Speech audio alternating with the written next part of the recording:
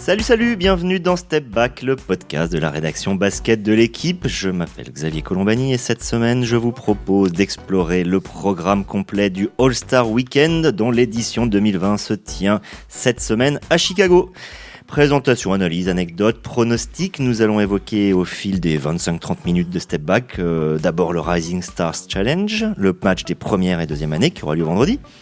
Puis les concours de samedi, le Skills Challenge, qui est pour le concours des meneurs, le 3-point contest, où le tenant du titre Joe Harris remet son trophée en jeu, et le sacro-saint concours de dunk, que tentera de remporter notamment Aaron Gordon, ce qui serait une première, et c'est même étonnant vu son niveau. Enfin, le grand match de dimanche entre la team LeBron, qui, c'est mon avis, me semble 2 tons au-dessus de la team Giannis, emmenée par Giannis Antetokounmpo, avec notamment notre petit Frenchie, enfin façon de parler pour petit, Rudy Gobert pour sa première participation. Un All-Star Game qui est évidemment dédié au très regretté Kobe Bryant et dont la formule a totalement changé cette saison. On va en parler avec Arnaud Lecomte. Bonjour Arnaud. Bonjour. Avec Amaury Perdriau. Bonjour Amaury. Salut tout le monde. Et de New York, à la veille de son départ pour Chicago, Maxime Mallet. Salut Max. Salut à tous. Allez, début du game. Alors avant de parler des concours et du match, parlons juste un petit peu de la ville où a lieu le All-Star Weekend. Ce sera la 3e fois que ça a lieu à Chicago après 1973 et 1988. Rappelons que le record appartient à New York, où se trouve le siège de la NBA, avec 5 All-Star Games devant Los Angeles, Philadelphie et Boston. Boston qui n'a étonnamment plus vu le All-Star Game depuis 1964. Cette fois, ce sera la première au United Center, qui a quand même un quart de siècle, là où Michael Jordan avait gagné ses 3 derniers titres. Max, je te pose tout de suite la question, c'est triste à dire, mais vu le niveau des Bulls depuis quelques temps, le All-Star Weekend, c'est un peu la seule solution pour faire la fête à Chicago, non ? C'est un peu ça. Pendant une période, les All-Star Games étaient souvent dans des destinations un peu plus au sud, un peu plus chaudes, parce qu'en février, c'est quand même pas mal de prendre un peu de soleil. Et puis maintenant, la Ligue, en fait, récompense pas mal les équipes qui rénovent leurs salles ou des endroits mythiques. Et donc pour cette année, c'est tombé sur Chicago, mais les prochaines années, on sera à Cleveland, à Indianapolis. Donc voilà, on va rester au Midwest et à se peler un petit peu puisque on annonce par exemple moins 15 ce vendredi. Eh ben, ça t'obligera à rester à l'hôtel ou à la salle et pas à mettre un pied dehors. Alors, on va parler du Rising Stars Challenge, le match des espoirs. Créé en 1994, cette année-là, on avait eu Chris Webber, Tony Kukoc, un MVP nommé Penny Hardaway, c'est vrai que ça donnait envie. Pendant longtemps, ça a opposé les rookies, les joueurs de première année, aux sophomores de deuxième année. Dans cette formule difficile de faire mieux que ce qui s'était passé en 2004, avec côté sophomore Manu Ginobili, Amare Stoudemire ou encore Yao Ming, et côté rookie LeBron, Dwayne Wade, Carmelo Anthony et Chris Bosh, mais pas Darko Milicic à l'époque.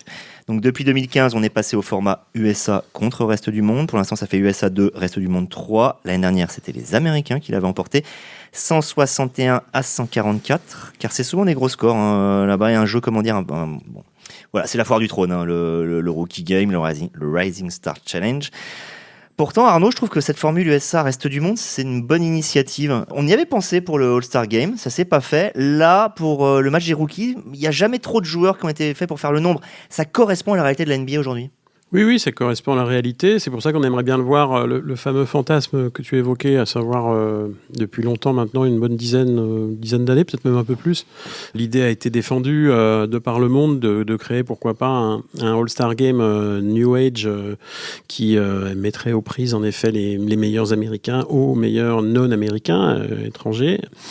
Alors ça s'est traduit finalement sur le match de levée de rideau en somme du vendredi soir avec les jeunes joueurs. Bon, comme tu te dis, c'est un peu la foire du trône. Les quelques rares occasions que j'ai eues de jeter un œil à cette rencontre m'ont pas donné très envie de poursuivre l'expérience parce que il y a pas toujours pareil quoi. C'est de la NBA caricaturale, pas de défense notamment. Je te coupe. Cette année, il y a en même temps Ja Morant et Zion Williamson dans l'équipe américaine. Ça donne pas envie ? Si, mais on va voir quoi ? Wow. On va voir des actions individuelles merveilleuses. Oui, on va spammer devant des jolies choses. Moi, ça m'intéresse moyennement. Moi, ce qui m'intéresse, c'est du basket un peu collectif où on jouerait pour quelque chose, pour la gagne, quoi. Voilà. Donc je reste extrêmement sceptique sur l'intérêt de ce match. Maintenant, on peut effectivement, c'est un défilé de mode, quoi. On voit passer les plus beaux éléments de la génération rookie et de la génération sophomore. record de la saison. Donc, tant mieux, c'est bien, effectivement. Je préfère cette formule-là à la formule précédente des premières années contre les deuxièmes années. Mais bon, voilà, ça s'arrête là. Après, moi, j'aimerais vraiment que le débat sur le match du dimanche, le grand match, le vrai All-Star, dans une formule étranger contre américain, j'aimerais beaucoup que ce débat-là avance, même si il existe. Pour mille raisons, je sais très bien que c'est très compliqué et qu'on n'est pas à la veille de l'avant-veille de le voir survenir. Arnaud, je reste avec toi sur un point. Cette année, on n'a pas moins de 4 Canadiens. C'est la première fois qu'il y a autant de joueurs du même pays. C'est pas une surprise non plus. Par contre, quand on remonte dans l'historique, j'ai dit que ça fait quand même 25 ans que ça existe, on n'a que 3 Français qui l'ont fait. Tony Parker, en tant que rookie et en tant que sophomore. Rudy Gobert, en tant que sophomore. Frank Ntilikina, en tant que rookie en 2018. Ça veut dire quelque chose ou pas? Est-ce que ça veut dire qu'en gros, il y a un décalage dans l'adaptation des Français? Ça veut dire qu'il y a effectivement des joueurs français qui ont mis du temps un peu avant de prendre la mesure de la Ligue. Bon, alors c'est pas le cas de Parker, on le sait bien, mais pour la plupart des autres, ils se sont pas vraiment révélés avant 2-3 saisons. On se souvient des débuts pas forcément évidents de Nicolas Batum, des débuts pas forcément évidents de Rudy Gobert et d'Evan Fournier. De Boris Dio, bien sûr. Donc voilà, nos petits Français mettent un peu de temps avant d'éclore vraiment en NBA. Pour ce qui est des Canadiens, c'est plus. Il faut déjà tendre le cou à une idée reçue. Ce ne sont plus les Français. Le deuxième contingent de joueurs en NBA, c'est une affaire qui se renforce pour les Canadiens qui, effectivement, alors je ne sais même pas... Entre 15 et 20. 15 et 20. C'est un quota que les Français n'ont jamais atteint, même à leur meilleur. Donc, les Canadiens, et ça risque de continuer parce qu'on voit éclore vraiment de plus en plus de joueurs. Alors après, il y a des bonnes raisons pour ça, évidemment. Ils sont tous formés dans les universités américaines pour des raisons bien plus compréhensibles sur ce territoire, à la fois culturellement et géographiquement, que pour les Français, qui évidemment doivent d'abord travailler sur le terrain français avant de pouvoir s'exporter. Passons au samedi maintenant, commençons par le concours des meneurs. Je vais me tourner vers toi, Amaury. Ouais. Donc, concours des meneurs, mélange de vitesse et d'adresse, où il faut alterner dribble autour d'obstacles, jet du ballon dans des cibles, shoot. Ça a été lancé en 2002, un Français l'a déjà gagné. C'était Tony Parker en 2012. Et même si c'est connu avant tout comme le concours des meneurs, des intérieurs l'ont déjà remporté. Karl Anthony Towns en 2016, Kristaps Porzingis en 2017. Il y a eu aussi un ailier l'année dernière, Jason Tatum. Moi, je trouve que la bonne idée de ce concours, parce que je sais que toi, tu es assez friand de ce qui se passe le samedi, c'est de faire que ce ne soit pas que des meneurs, mais qu'il puisse y avoir des meneurs, des intérieurs. Ça donne un petit goût, grain de sel. Ça, c'est la nouveauté qu'ils ont amené il y a 3 ans, là, et ce qui fait que les intérieurs que tu mentionnais l'ont remporté. Alors, au départ, il me semble que la formule, c'était surtout d'abord les intérieurs contre les intérieurs, les meneurs contre les meneurs d'un côté, et à la fin, on était sûr d'avoir une finale meneur contre intérieur, ce qui donnait un petit côté exotique à la chose, et puis c'était d'autant plus surprenant à ce moment-là de voir un intérieur s'imposer. L'année dernière, Tatum qui gagne et qui est en finale face à Trae Young, si je me trompe pas, fait qu'en fait voilà, ils ont fait des sortes de braquettes et au final on se retrouve plus trop avec ça. Mais je pense que c'est ça le côté un peu fun de cette épreuve, c'est d'avoir maintenant aujourd'hui un skills challenge qui soit remporté finalement par un grand de 2m15 qui est là finalement pour prouver qu'il manie pas moins bien le ballon que les plus petits ou les plus shooters. La clé dans ce concours, c'est de rentrer le shoot à 3 points à la fin du parcours. Si on le met du premier coup, on est bien. Et généralement, celui qui le gagne, c'est celui qui arrive. Alors justement, je vais te demander à toi un pronostic. Alors je donne les participants. Patrick Beverley, Spencer Dinwiddie, Shai Gilgeous-Alexander, qui remplace Derrick Rose. Et puis côté ailier intérieur, Bam Adebayo, Chris Middleton, Domantas Sabonis, Pascal Siakam, Jason Tatum. Est-ce que tu mettrais une pièce sur l'un? Moi, parce qu'on a un petit concours de pronos interne dans la rédaction. Moi, je mets ma pièce sur Middleton, parce que justement, c'est un peu... Chris Middleton et Milwaukee Bucks. Ouais, parce que manie bien le ballon, parce qu'il faut aussi pouvoir mettre la passe dans le réceptacle dédié, et puis ensuite le shoot, le 3 points, et puis il court vite, donc voilà, c'est ma pièce sur lui. Après le Skills Challenge, le concours des 3 points, là on est dans le traditionnel, les souvenirs de Larry Bird, de Craig Hodges, le shooter des Bulls, même si ça remonte. Un concours très excitant, je trouve, dans sa façon d'être construit, qui a été gagné par des stars comme Dirk Nowitzki, Ray Allen ou Stephen Curry. Ce qu'on remarque chaque année, c'est qu'il y a des grands noms qui participent. On a des joueurs comme Curry, Harden, Durant, Lillard, Irving qui l'ont fait. J'ai l'impression ça a gardé un certain prestige qui entoure. T'es d'accord, Max, avec ça, que le concours des 3 points, c'est quelque chose qui, voilà, c'est pas le Skill Challenge. C'est vraiment un niveau au-dessus. Ouais, puis il y a eu quelques éditions récentes où finalement le concours à 3 points était presque plus intéressant que le concours de dunk. Donc c'est aussi le fruit de ce que la ligue est maintenant, avec de plus en plus de joueurs qui tirent à 3 points avec des volumes hallucinants, si on y réfléchit bien par rapport à il y a 10 ou 15 ans. Donc ça suit un peu aussi cette évolution-là. Et oui, il y a tous les, enfin, il y a des joueurs, il y a Trae Young là, donc il y a toujours des joueurs qui parlent au grand public, parfois plus que dans le concours de dunk où voilà, des fois on se retrouve avec des joueurs qui sont pas forcément titulaires, voire même dans la rotation de leur équipe au concours de dunk, parce que c'est ceux qui ont le meilleur jump, le plus spectaculaire à ce niveau-là. Donc voilà, c'est un vrai moment fort de la soirée après le tour de chauffe du concours des meneurs, sur lequel à titre personnel je mettrais une petite pièce sur Spencer Dinwiddie, parce qu'il avait gagné en 2018, il avait été très énervé de pas être réinvité en 2019. Et là, il revient, il va être chaud. Et ben, on va rester sur les pronos justement pour le 3 points. Je vais revenir avec toi, Maurice. Je donne juste la liste. On a Joe Harris, le shooter international des Nets, qui était à la Coupe du Monde, qui avait gagné l'an dernier à sa première participation. Il a en face de lui cette année Trae Young, Buddy Hield, Duncan Robinson, un joueur méconnu de Miami, Zach LaVine, qui peut tenter de devenir le premier à gagner les dunks et les 3 points. Devontae Graham, la révélation de Charlotte, le laiton Davis Bertans. Pour l'instant, on a Damian Lillard forfait, peut-être remplacé par Booker si Devin Booker vient au All-Star Game, on ne sait pas encore. Amaury, toi, tu pronostiques ? De façon assez étonnante, je tenterai Davis Bertans. Parce qu'il faut pas Arnaud oublier, aussi, j'ai l'impression. Ouais, Oui, bien sûr. Mais parce qu'en fait, pour lui. le concours de dunk, faut pas oublier que c'est pas un concours de shoot à 3 points. Faut pas oublier que c'est un concours les pieds dans le ciment, voilà. Et répétition de shoot. Il y a personne pour venir s'opposer, mettre la main, etc. Et Bertans, en fait, c'est un joueur de série. En plus de ça, ils ont l'évolution du concours fait que les joueurs peuvent choisir le rack ou les paniers qu'on double, ils le placent où ils veulent sur le terrain. Donc ils peuvent commencer par ça, finir par ça, commencer par le bout qu'ils veulent. Donc au final, moi je pense que c'est un joueur en plus réussite 42,4% cette saison à 3 points en NBA. Donc c'est le 5e joueur qui met le plus de paniers à 3 points cette saison. Ce qui est d'ailleurs assez appréciable dans ce concours, c'est qu'ils sont tous à peu près dans le top 15 de la ligue en termes de paniers marqués par match, à part Joe Harris. Mais ouais, Davis Bertans, c'est un peu mon coup de cœur. Alors maintenant on va passer au concours de dunk. Grand moment historique de l'histoire du All-Star Game, des duels Wilkins-Jordan des années 80, à celui qui avait marqué les esprits entre Zach LaVine et Aaron Gordon. En 2016, c'était LaVine qui avait gagné, donc Gordon, qui le fait cette année, n'a encore jamais gagné, c'est presque étonnant.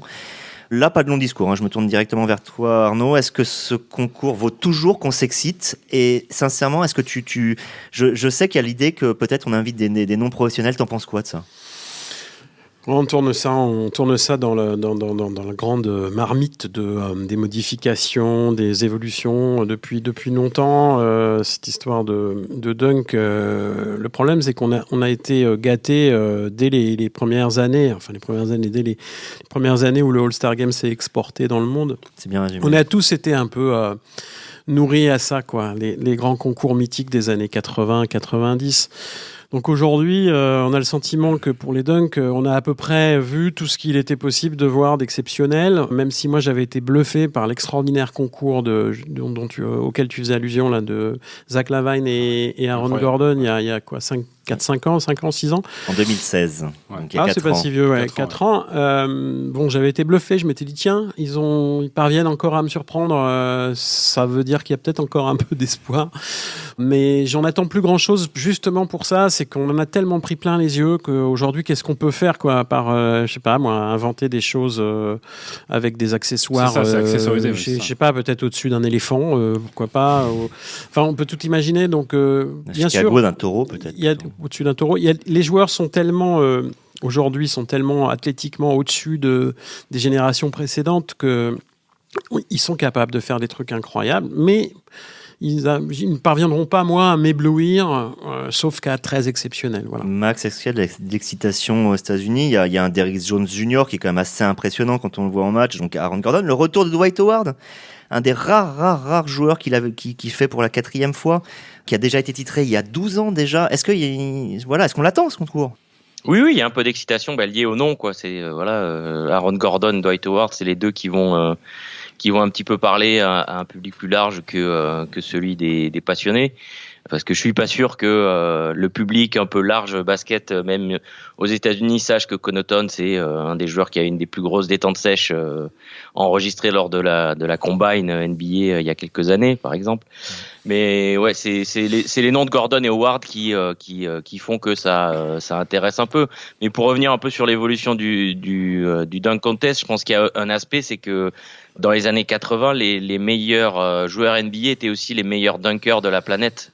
Et puis depuis, c'est devenu presque une discipline à part entière avec des joueurs qui sont je sais pas si c'est des joueurs, mais des gens qui sont professionnalisés là-dedans, et du coup avec le développement d'internet, réseaux sociaux, on s'est mis à voir des dunks complètement dingues de la part de joueurs qui n'étaient pas des joueurs professionnels dans des ligues, qui ont commencé à éblouir. Et puis du coup on s'est retrouvé avec un concours de dunk où les mecs, c'est pas leur métier, c'est d'être basketteur professionnel, pas dunker pro, et on s'est retrouvé avec des trucs peut-être un peu moins spectaculaires que ce qu'on pouvait voir sur les réseaux sociaux, etc. Donc il y a ce côté-là qui fait que il y a souvent un petit peu de déception à la sortie des concours, hormis 2016, comme on l'a dit. Regarde, par exemple, on a publié une brève, je crois, hier sur le site, avec un Harlem Globetrotter qui a mis un dunk incroyable où le ballon roule derrière ses épaules, il la récupère. Enfin, il y a aucun joueur NBA qui a tenté de faire un truc comme ça. Je pense que si on veut le relancer, il faudrait presque que les meilleurs dunkers de la planète qui ne sont pas en NBA, en fait, viennent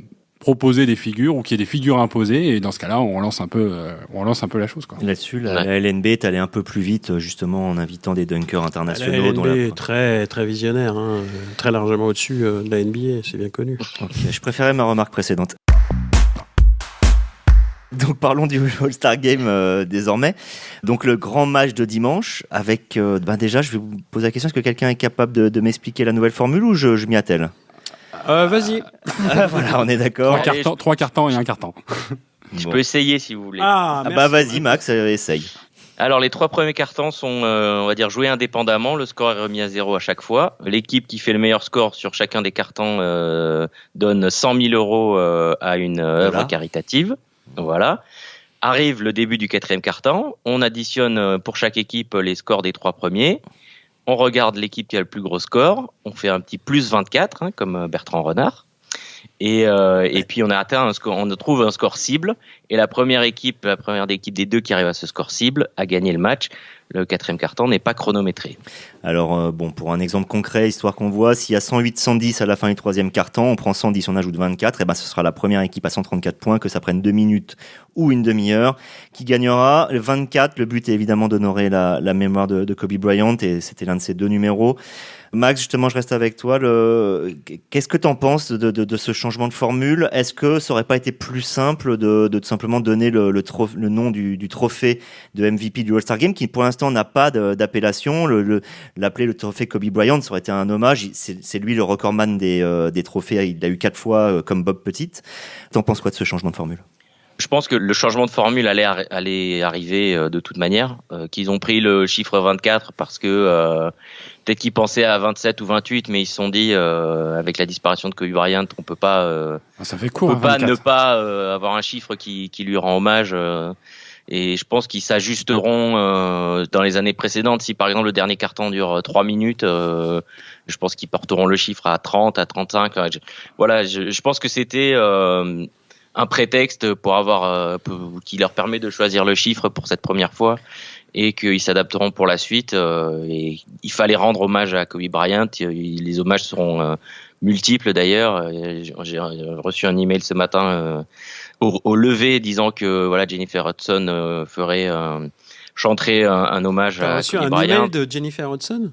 Non, pas elle directement, mais disant que Jennifer Hudson chanterait un hommage spécial pendant le All-Star Game. Donc c'est vrai que ça va être un peu le fil conducteur du week-end, ces hommages-là, sachant que il a participé aux 3 journées et avait notamment gagné le concours de dunk en 97.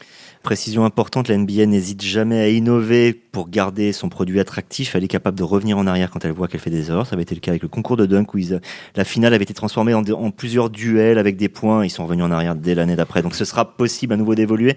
Amaury, je t'ai entendu réagir à un moment. 24 points, c'est court pour le dernier carton. Mais alors, 24 points en mode All-Star Game ou 24 points en mode on se met enfin à défendre parce que ça change tout? Faut pas rêver. Il y aura peut-être un entre les deux, mais aucune des stars NBA va aller prendre le risque de se donner à fond sur une fin de match, alors qu'on aura joué 3 premiers quarts de façon plutôt régulière. Je pense que je les vois pas vraiment hausser le ton au point de se dire ils vont se marcher dessus pour pas atteindre 24. Mais même quand les matchs sont très relevés sur les fins de saison, 24 points, ils les atteignent en un demi-quart-temps. Donc on risque d'avoir surtout beaucoup de coupures pub et beaucoup de temps mort pour essayer de faire durer le truc. L'idée est pas mauvaise. Je pense que si on augmente le seuil, ça pourra perdurer. Ça fait partie des innovations. Alors, on m'avait glissé au match de Paris de sources sûres qu'effectivement, ils allaient tenter des choses comme ça. Ils en tenteront d'autres dans les futures années. Ce sera probablement, ils joueront plus avec le règlement basket sur les prochains All-Star Games, mais panier à 4 points, des trucs comme ça. Voilà, des choses comme ça. A priori, ce serait dans les bacs. Alors, ils vont le tester, mais ils ont déjà testé 4 points, notamment sur le match des célébrités il y a quelques temps. Donc, c'est dans les bacs. Mais là, ils ont voulu l'hommage à Kobe Bryant invitait à mettre ce seuil à 24, mais en fait, je pense qu'ils vont vite se rendre compte que ça va arriver beaucoup trop vite dans un match qui aura peut-être été finalement plus équilibré pendant 3 quarts temps parce qu'ils auront fait le show, puis derrière, ça va être plié trop vite à mon sens. C'est marrant parce que cette année, ils concentrent tout justement sur la nouvelle formule, donc sur l'idée du match en soi, alors qu'en fait, c'est tous les à côté et notamment les hommages à Kobe qui vont prendre le dessus normalement. On pourrait avoir même un dimanche un peu moyen, un peu mélancolique, non Arnaud ? Oui, certainement. Je pense qu'il y a un certain nombre de choses, hormis ce qu'on a évoqué sur l'aspect sportif. Il y aura certainement beaucoup d'hommages tout au long du week-end, des choses dont on n'a pas forcément idée pour le moment. Je ne sais pas, Max a peut-être déjà connaissance d'un programme par rapport à ça, mais connaissant les Américains, forcément, il va y avoir quelque chose d'assez fort tout au long du week-end vis-à-vis de Kobe et de sa mémoire. Après, sur le plan, pour revenir à cette idée, aux évolutions, aux expériences qui sont en train d'être menées pour rendre le All-Star peut-être un petit peu plus attractif, puisque depuis quelques années, il semble que tout le monde s'inquiète de la lente détérioration ou du déclin un petit peu de l'intérêt vis-à-vis de ce match. Moi, je suis pas convaincu que cette formule-là va. Bon, j'attends de voir. On va pas juger avant la première expérience, mais ça me paraît pas forcément la meilleure des idées. En revanche, oui, pour expérimenter des choses. C'est-à-dire que le All-Star peut en effet être un laboratoire pour expérimenter de nouvelles règles, même si pour expérimenter de nouvelles règles de compétition, il faut des matchs de compétition. Donc c'est toujours pareil. Il faut aussi que ce soit disputé, sinon les expérimentations vont peut-être tomber à l'eau, quoi. Voilà, mais non, je ne sais pas si au-delà de cette nouvelle règle du All-Star, il y a beaucoup de choses prévues pour fêter Kobe, j'imagine, oui. Max, est-ce que tu sais s'il y a déjà des choses précises qui ont été données ? Et j'ai une autre question à te poser, c'était la première que je voulais te poser, c'était le fait d'avoir fait Team Giannis contre Team LeBron. Avant, il y a eu le Team LeBron contre Team Stephen Curry. Ça a un petit peu relancé, on va dire, l'opiniâtreté des concurrents par rapport à avant. Un petit peu, en termes de programme, je vais faire dans l'ordre, en termes de programme autour des hommages à Kobe, donc il y a les numéros des deux équipes, puisque la team Giannis aura le numéro 24, un hommage à Kobe, et la team LeBron portera le numéro 2 pour tous les joueurs en hommage à Gianna, sa fille, disparue avec lui dans l'accident d'hélicoptère. Donc il y a ça, il y a le Jennifer Hudson. Après, on imagine que le concert de l'habitant, toutes les occasions où des gens vont s'exprimer au micro d'une manière ou d'une autre, je pense qu'il y aura des hommages.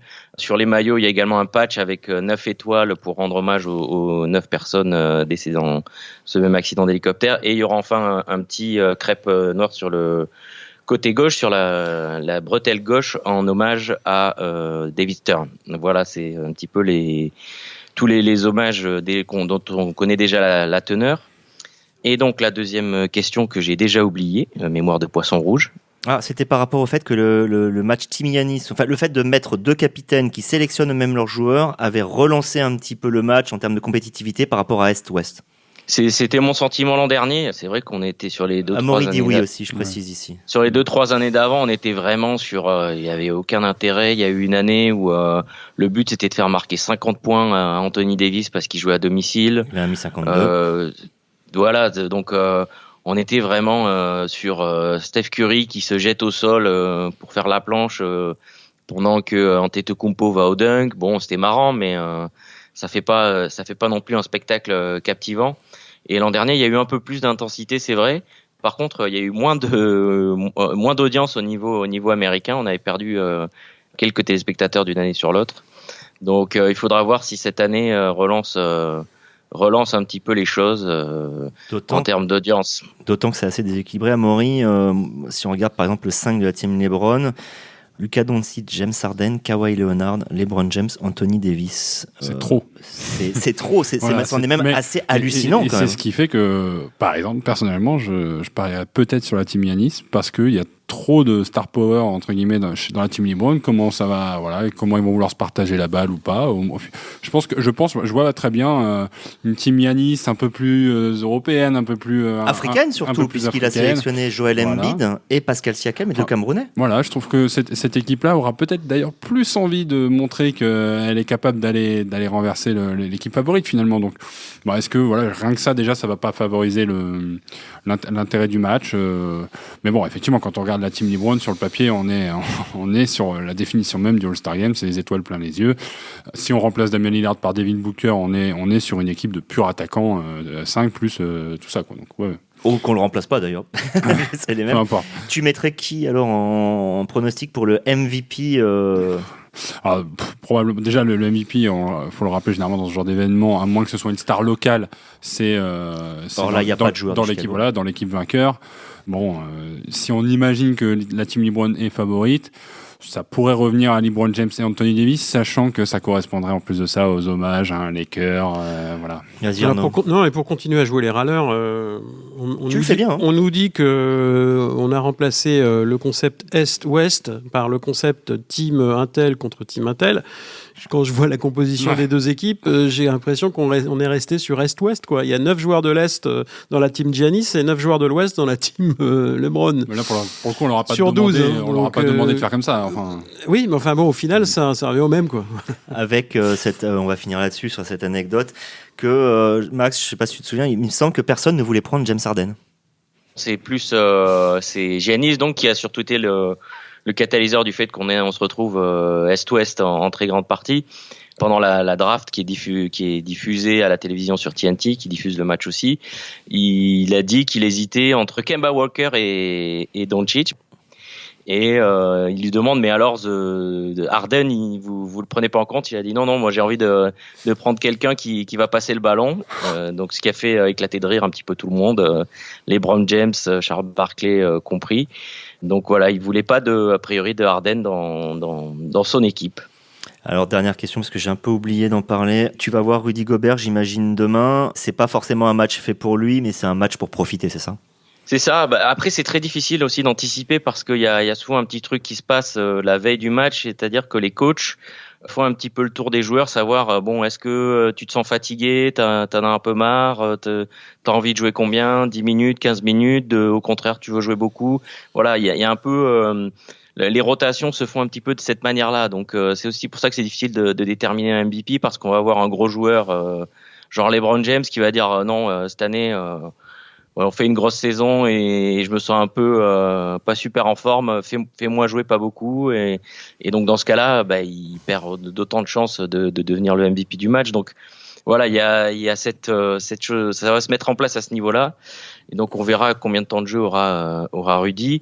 Mais oui, c'est un match où il y va pour découvrir quoi. C'est la première fois, donc il va ouvrir les yeux grands et il va regarder un petit peu comment ça se passe, comment ça fonctionne, etc.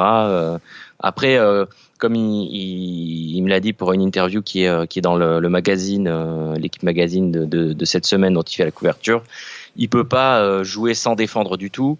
Mais en même temps, il va pas non plus défendre comme si c'était la finale NBA. Le but, c'est de s'amuser, défendre un petit peu juste ce qu'il faut. Mais surtout, par exemple, pas faire la bêtise de trop en faire et de blesser quelqu'un. Voilà, c'est l'état d'esprit. Ok, merci beaucoup Max pour tous ces éclairages. Merci à Arnaud, merci à Maury. Et puis on reviendra à un sujet NBA un peu plus classique la semaine prochaine à la reprise, puisque je vous rappelle qu'après il n'y aura pas de NBA pendant 4 jours. Les matchs reprendront dans la nuit de jeudi à vendredi prochain. Merci à tous de nous avoir écoutés et à un prochain numéro de Step Back. Au revoir.